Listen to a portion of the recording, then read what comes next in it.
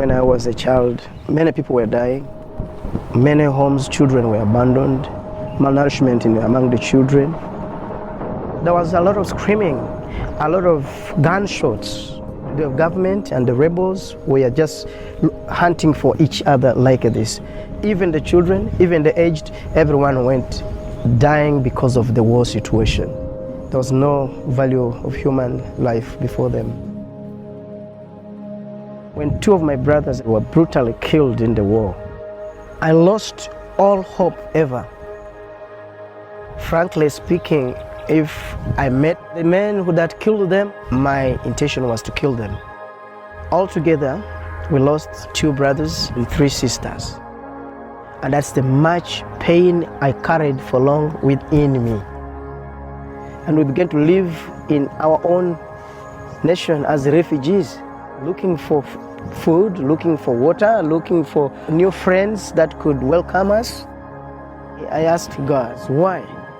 If you are alive, why did you permit all this? Wouldn't you rescue us? I was a lonely man, full of frustrations. But then things changed literally.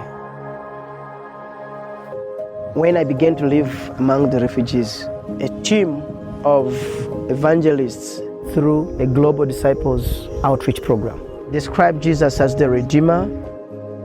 I kept reflecting on their own testimony, where God got them from, the tears that Christ has wiped out of their eyes. I said I needed this Jesus today. After I received Jesus and after I had been prayed for, my mentality changed. The old mind is moving out of me. A new mind is coming in. And true, He became my joy slowly. That's when I began to say, thank you, Jesus. Lord, I thank you that I didn't die even like them. You protected me. And I really thank the Lord for the impact of the training I received through Global Disciples. I was spiritually transformed and blessed. I learned to worship. I learned to preach. I began to focus more on the least reached places. And in me, there is now potential to reach out and testify to many people. Now, when I look behind today, all I see is a testimony.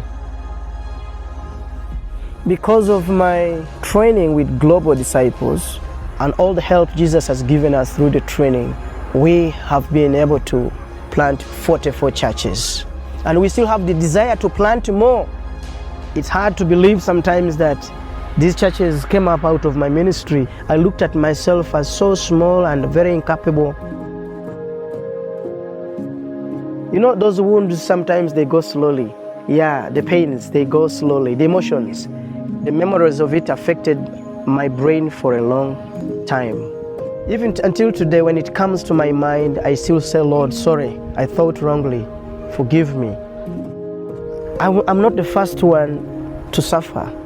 When I read the Bible today, I found that people like Paul, they suffered to some extent, even in the prisons. Silas, Daniel, Jesus himself was betrayed, and suffering is not the end of it. And this is now my focus. I should work hard to see that everyone takes the opportunity to receive Jesus as Lord. The Redeemer is sufficient for me and will do everything. Today I'm free. I can now do all things through Christ who gives me strength.